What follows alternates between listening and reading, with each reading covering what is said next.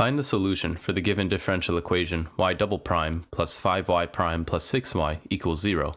So in order to find it, we need to evaluate an auxiliary equation where we use variable r to represent the level of differentiation being taken on the independent variable y.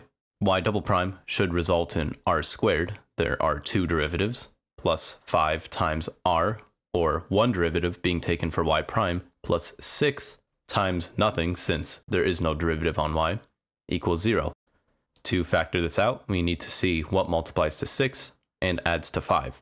Obviously, positive 3 and 2 multiply to 6 and add to 5, so we can just say that r plus 3 and r plus 2 equal 0. So that gives us our two roots, r1 equal to negative 3 and r2 equal to negative 2. We have a case where r1 doesn't equal r2. That means that this is the easiest one to do. YH equals to c1 e to the r1t plus c2 e to the r2t. We have the constants to allow a degree of freedom so that there are infinite solutions, and r1 and r2 are distinct from each other, so we have no issue with that.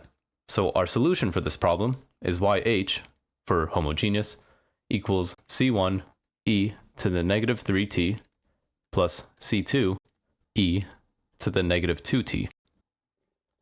If you have any questions, please leave in the comments below, and good luck.